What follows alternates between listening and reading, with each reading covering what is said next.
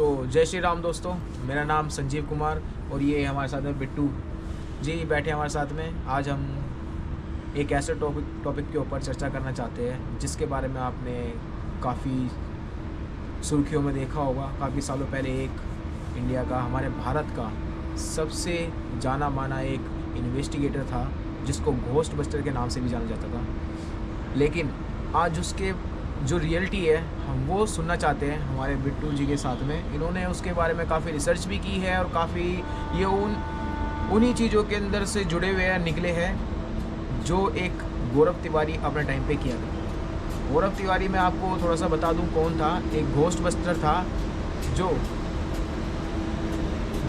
एक ऐसा इन्वेस्टिगेटर था हमारे भारत का सबसे पहला जिसने आत्माओं के ऊपर रिसर्च करना स्टार्ट करी। हमारे भारत का सबसे पहला इंसान था, लेकिन उनकी कुछ समय पहले 2016 के करीब उनकी मृत्यु हो गई थी, जो आज भी एक रहस्य बना हुआ है कि उनकी मृत्यु का कारण क्या था। कुछ लोग कहते हैं आत्माओं के कारण उनका ऐसा देहांत हो गया, और कुछ लोग कहते हैं, पुलिस वालों का कहना है कि उन्होंने सुसाइड कर लिया। पर इसके बारे में हम पहले चर्चा करते हैं बिट्टू जी के साथ, तब हमें पता चलेगा कि इसके पीछे की कहानी क्या है, क्या सच और क्या झूठ। तो हम शुरू करते हैं। तो बिट्टू जी, पहले आप अपने बारे में थोड़ा इंट्रोडक्शन दीजिए, फिर उसके बाद हमें बताएं कि आप क्या जानते हैं। सभी को नमस्कार। और मेरा नाम बिट्टू है, वैसे रुद्र नाम है मेरा, लेकिन सभी दोस्त यार बिट्टू के नाम से जानते हैं। तो आज सुबह मुझे संजीव भाई मिले थे, तो हम लोग थोड़ी एक्सरसाइज वगैरह कर रहे थे, तो इस टॉपिक पर चर्चा हुई। फिर हमने सोचा इस पर एक बार बैठकर अच्छे से बात हो सकती है, क्योंकि उस समय ज़्यादा अच्छे से बात हो नहीं पाई, थोड़ी बहुत बात हुई। तो फिर हमने डिसाइड किया था कि ऐसे कहीं मिलेंगे बैठ के जहाँ शांति हो, अच्छे से बात हो सके। तो पर एक चीज़ बिट्टू भाई मैं आपसे पूछना चाहूँगा। क्या बंद हो गया है? नहीं, बंद नहीं हुआ, चल रहा हो। लाल बत्ती चल रही है ना? हाँ। चल रहा हो, लाल बत्ती चल रहा हो, कट दें। चलो चल रहा हो। तो हाँ। बिट्टू भाई मैं आपसे एक प्रश्न करना चाहता हूँ कि आपने यही जगह क्यों यहाँ पर चुनी हमारे इंटरव्यू के लिए? हम आराम से बैठ के अपने स्टूडियो में रूम पे करके बात कर सकते थे इसके बारे में, लेकिन आपने भारी क्यों चुना, और वो भी रात का 10 बजे का समय आपने चुना? मतलब कुछ लॉजिक समझ नहीं आया मुझे। उसका मेन कारण है कि एक तो इस जगह से लगाव भी है, क्योंकि पीछे मंडी हाउस है और ये तिलक ब्रिज का रेलवे स्टेशन है। और मैं आपको सच बताऊं, पॉडकास्ट में बैठना एकांत में कहीं कुर्सी लगाकर और लाइटें हों और बात आप करें भूतों की या फिर कुछ भी, और बैठे हुए आप एक खाली कमरे में अच्छे से जहाँ पे सब लोग हैं, कैमरा की टीम है, तो आपको फील नहीं आएगा वो। तो यहाँ पर आपको पूरा फील मिल सकता है। वहाँ से एक बार मैं चाहता हूँ कैमरा वहाँ दिखा दें कि पूरी पटरी वहाँ तक खाली है और इस तरफ भी पूरी पटरी खाली है। तो जब आपको किसी चीज़ पे बात करनी है ना, और उसी चीज़ के लिए बात करनी है, तो आपका उसी प्लेस पर होना भी बहुत ज़रूरी है। अगर हम कोई जंगल की बात कर रहे हैं, तो आपके कहने का मतलब ये है कि गौरव तिवारी की कुछ चीज़ें इससे जुड़ी हुई है इस रेलवे स्टेशन से, इसलिए आप हमें यहाँ बुलाए? मैं देखो, गौरव तिवारी जाने इन्वेस्टिगेशन करते थे उस जगह तो नहीं जा सकते हम लोग, क्योंकि वो प्लेस अलग होते थे और उनकी परमिशन होती थी उनके पास। ठीक तो हम थोड़ी एक शांत जगह पकड़ सकते थे जहाँ पे चर्चा हो सकती है, शोर कम हो और थोड़ा सा अच्छा भी लगे। अब ठंड का टाइम है तो थोड़ा शांत भी है और थोड़ा ऐसा लगता है कि कुछ एक जगह है जहाँ पर सिर्फ हम ही लोग हैं और दुनिया की कोई चीज़ नहीं। तो जैसे आप ट्रेन निकल रही है तो हॉर्न भी सुनाई दे रहा होगा आपको। तो अब चर्चा उस पर होना ये है कि उनका जो डेथ हुई थी गौरव तिवारी जी की, वो एक बहुत मिस्टीरियस बन गया। वो मिथ माना जाता है एक तरीके का कि वो डेथ हुई कि कर दी किसी ने, कि कोई नेगेटिव एनर्जी थी, पुलिस कुछ और कहती है। तो मैं संजीव भाई से कहूँगा इनके मन में जो भी सवाल है वो रखें, तो इनके पे भी जो सवाल होंगे और मुझ पे भी जो सवाल के जवाब होंगे उससे। तो बिट्टू जी, सबसे पहले मैं जानना चाहूँगा कि गौरव तिवारी जो थे उनको ये मतलब कैसे पता चला कि वो इस आत्माओं की दुनिया में उनको जाना चाहिए, ऐसे इन्वेस्टिगेशन चलना चाहिए? इनको ये ख्याल कैसे आया कि ये जो ऐसे एकांत जगहों पे जाकर, वो भी अकेले, मैंने सुना वो बहुत ज़्यादा निडर थे। और एक चीज़ और है कि उनका जो मतलब व्यवसाय था वो एक पायलट थे, क्या ये सच है? हाँ बताते हैं कि उनका बताते हैं उस क्षेत्र में भी मन था पायलट आयलट के लिए, लेकिन एक दिल में इच्छा होती है। जैसे हम लोग कभी दोस्त यार बैठते हैं तो भूत वगैरह की चर्चा होने लगती है, तो लोग बड़े इंटरेस्टिंग हो जाते हैं सुनने, गहरा बना लेंगे, पास बैठ के सुनने लग जाएंगे, बात करने लग जाएंगे। डर लगता है लेकिन फिर भी बैठे रहते हैं, मज़ा आ जाता है कि हाँ कुछ ऐसी बातें हों। तो वैसे ही हर किसी का मन होता है कि मैं भूतों के बारे में जानना चाहूँ या कुछ ऐसा कर दूँ यूनिक हो और इंटरेस्टिंग भी हो। तो ये सब चीज़ें होती हैं, शायद इसी वजह से उनका उस तरफ मन था, झुकाव था। और क्या पता कुछ ऐसी एनर्जी भी हो बॉडी में जो ये सब फील करती होंगी चीज़ें, वो तो गौरव तिवारी होकर ही जाना जा सकता है। उसके अलावा तो हम लोग सिर्फ चर्चा ही कर सकते हैं उस इंसान ने क्या फील किया, क्या उसने उन चीज़ों के बारे में जाना, कितने वो अंदर तक गया। वो बताते हैं कि वो जो बात करते थे उसकी उन्हें आवाज़ें भी सुनाई देती थी, उनसे बात कर सकते थे और उसके अपोजिट आंसर आते थे, क्वेश्चन करते थे तो आंसर आते थे। तो ये सब चीज़ें उन्हीं को क्यों सुनाई देती थी? तो इसका मतलब कुछ तो ऐसी चीज़ थी जो उनको उस ओर खींचती थी और अट्रैक्ट करती थी। मेरे कहने का मतलब उनके पास एक तरीके की सुपर नेचुरल पावर थी उनके पास। हाँ हो सकता है, जो इन सब चीज़ों से उनको जोड़ती थी।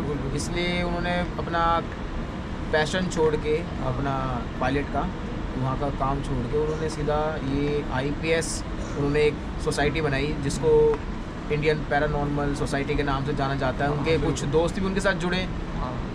तो उसके बाद उन्होंने इन्वेस्टिगेशन चालू करी। दिल्ली के अंदर उन्होंने काफ़ी प्लेसेस है हॉन्टेड जो उन्होंने सर्च किए। मतलब समझ लो पहले वही इंसान थे जिन्होंने सर्च करना स्टार्ट करा इन सब चीज़ों के ऊपर। जितने भी यहाँ हॉन्टेड प्लेस हैं, जितने भूली भटियारी, मालचा महल, खूनी नदी और कन्नाट प्लेस की जितने भी इधर के दिल्ली के हॉन्टेड प्लेसेस हैं, सब उन्होंने रिसर्च की सबके ऊपर। लेकिन उन सब चीज़ों के अभी तक यूट्यूब पे भी अगर देखा जाए तो कोई प्रूफ है नहीं कि कहाँ कहाँ गए थे कुछ चीज़ों के। पर लोगों ने इस चीज़ के बारे में अफवाह फैलाई है कि वो उन्होंने ऐसा सॉल्व किया, ये किया। और आपने रिसेंटली में देखा भी होगा विपुल जी कि उनकी अभी एक भय नाम से एक वेब सीरीज़ आई है। वेब सीरीज़ आई है, लेकिन उसके अंदर जितने भी कैरेक्टर्स हैं ना, जैसे उनका गौरव तिवारी का नाम तो बिल्कुल एग्जैक्ट रखा है, लेकिन उसमें जो कैरेक्टर्स है कुछ चीज़ें उसमें ऐसे दिखाई है कि लगता है कि वो, मुझे तो मतलब लगा पहले कि वो रियल होगा, लेकिन बाद में मैंने उसको थोड़ा रिसर्च करा तो ऐसा कुछ भी नहीं था। वो बिल्कुल स्टोरी ना कुछ ज़्यादा ही मॉडिफाई करके फिक्शनल है सब कुछ। वो जो फिल्म्स वाले होते हैं या फिर जो स्क्रीन राइटिंग करते हैं, स्क्रीन प्ले करते हैं, राइटर होता है, वो थोड़ा एंटरटेनिंग करने के लिए भी रियल चीज़ों को छुपा देते हैं। और तो जैसे जो बिल्कुल ही रियल हुआ होगा उतना नहीं होता, थोड़ा बहुत 50-50 का करके दिखाते हैं, तो इसलिए फिक्शनल लिख देते हैं उनको। मैं थोड़ा इंटरेस्ट लगाने के लिए पब्लिक का बस इसलिए, मतलब इतना कुछ था नहीं। क्योंकि उसमें एक मैंने देखा एक सीन था उसमें, राजमाची नाम से कोई जगह है जो महाराष्ट्र में है, पुणे के पास पड़ती है, गांव है छोटा सा। तो उसमें दिखाया था कि कुछ लोगों को परेशानी होती है, राजमाची जाते हैं वहाँ पर, जाके उनको कोई एक छोटा सा बच्चा दिखता है जिसका नाम बचुआ होता है।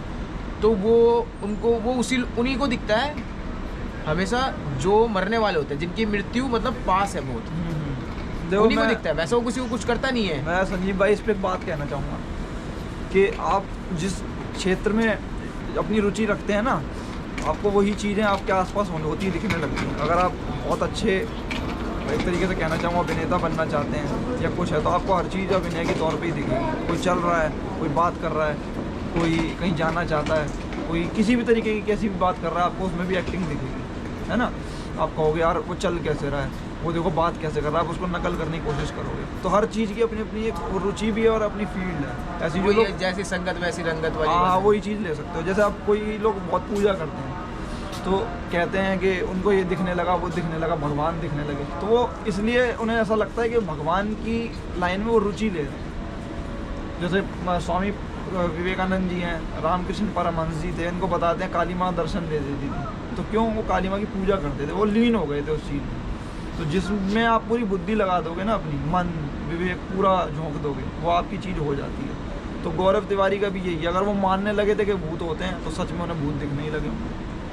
जैसे महाभारत और अपनी गीता में भगवान कृष्ण कहते हैं कि मैं ही सब कुछ हूँ, तुम मुझे जैसे भी देख लो। अगर तुम मुझे भूत के तौर पे देखते हो तो मैं तुम्हें भूत ही दिखने लग जाऊँगा, और अगर तुम मुझे भगवान मानते हो तो तुम्हें मैं सकारात्मक हर चीज़ में भगवान नज़र आऊँगा। तुम परेशानी में भी मुझे पूछोगे तो मैं तुम्हें उस समय मदद करूँगा। लेकिन आपको क्या लगता है उनकी जो मृत्यु हुई है, उनका डेथ का जो रीज़न है वो क्या हो सकता है? पुलिस सच में किसी पैरानॉर्मल एक्टिविटी ने हो कि मतलब कारण उनका ऐसे मतलब डेड बॉडी का साथ उनका हुआ सीन, या फिर कुछ और रीज़न था? देखो दिल्ली पुलिस की जो रिपोर्ट है उसमें तो साफ है सुसाइड है, उन्होंने तो डिक्लेयर करके दी है। और डॉक्टर्स ने भी जो मार्क दिए हैं उसमें वो ये कहा है कि मोस्टली सुसाइडल ही माना जाता है इसको, अगर ऐसे मार्क भी हैं। लेकिन उनके घर वाले इस चीज़ को नहीं मान रहे हैं। और कहा भी ये जा रहा है कि ब्राउन मार्क था, मोस्टली ऐसा बहुत रेयर होता है कि ब्राउन मार्क आए। ब्राउन मार्क तब आता है जब कोई ज़्यादा स्ट्रेंगल कर दे या कुछ है, वो एक अलग चीज़ है, डॉक्टर ज़्यादा जानते होंगे उस चीज़ को। लेकिन कुल मिला के सुसाइडल बताया गया, लेकिन फैमिली नहीं मान रही उस चीज़ को, सुसाइड नहीं है। तो देखो फैमिली भी अपनी जगह ठीक है, वो बोल रहे हैं कि इनको थोड़े समय पहले से ही कुछ नेगेटिव एनर्जीज पुल कर रही थी अपनी ओर। उन्होंने बताया अभी कि मैं कोई ऑपरेशन कर आया था पैरानॉर्मल का, तो उसमें उसके बाद से मुझे वो चीज़ें दिखने लगी, वो लड़का मुझे परेशान करने लगा, जो भी एनर्जी थी। पर आपको क्या लगता है, आप बिलीव करते हैं गौरव तिवारी में कि हाँ उसको सच में ऐसी चीज़ें दिखती थी, वो इन्वेस्टिगेटर बन तो गया था, लेकिन इन्वेस्टिगेटर बनने के बाद भी उसके पास कोई फाइनेंशियल जो ज़्यादा का स्ट्रॉन्ग नहीं था वो, हाँ। इतना यूट्यूब वगैरह पे चलने के बाद भी उसके पास मतलब पैसा बहुत कम आता था, वो कमा नहीं पाता था। हाँ। ठीक है, काम तो उसने छोड़ दिया था, और उसके बाद उसमें कहते हैं उसको जैसे इन्वेस्टिगेशन उसने करनी चालू करी, तो उसको जहाँ भी जाके केसेस वगैरह सॉल्व करता था, वो पैसे वगैरह भी कहीं से मुश्किल ही लेता था। और लेकिन उसके इतने सारे टीवी शोज़ बने हुए, तो मुझे तो लगता है उसके पैसे उसके पास नहीं होंगे। होता भी है ऐसा कि इतनी पेमेंट वगैरह ना आती हो, घर खर्चे और फिर शादी भी होने जा रही थी, रीज़न हो सकते हैं। लेकिन हाँ ये है कि इतना भी नहीं हालात बुरे होंगे कि भूखे मरने वाली जो बात होती है वो भी नहीं होगी। तो फांसी लगाना, अपने आप में सुसाइड कर लेना तो कोई बहुत बड़ा रीज़न हो सकता है, किसी चीज़ से गुजर रहे हो दिमागी तौर पे, या कोई चीज़ वाकई में परेशान कर रही है, तो ये नहीं पता। अब आप सुन सकते हैं ट्रेन आ रही है जा रही है, तो ये बहुत बड़ा फील है। हम इसी वजह से डिस्कशन यहाँ रखना चाहते हैं।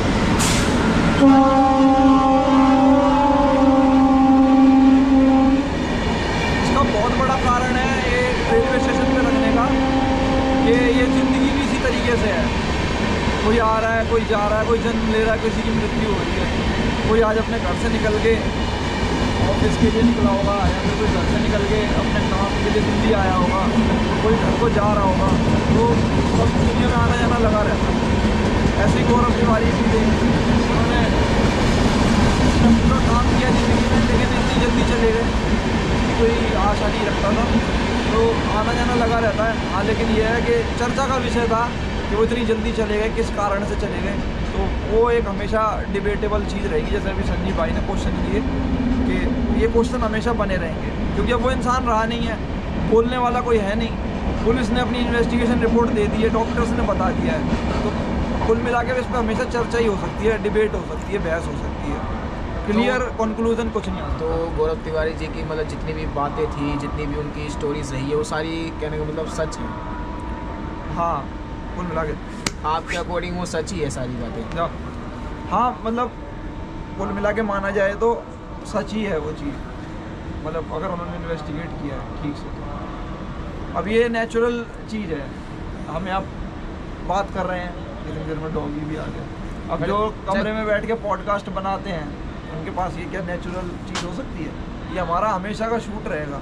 मतलब मेरी ऐसी आशा है कि मैं जब भी इनसे बात करूं या कुछ भी चर्चा करें तो ऐसी जगह पर हम चाहते हैं कि होता है।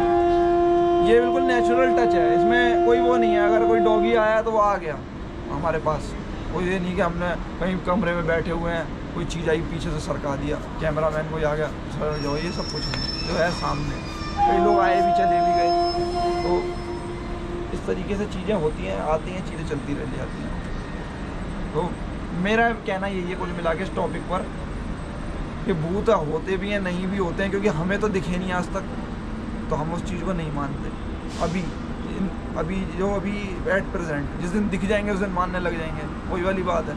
अभी कोई कहे तुमने कभी 2 करोड़ रुपए देखे हैं, तो कहूँगा नहीं देखे, सच में नहीं देखे। जिस दिन देख लूँगा तो कहूँगा हाँ भाई देखे हैं, होते होंगे। तो ये तो नहीं कह सकते कि जो चीज़ नहीं देखी वो नहीं है।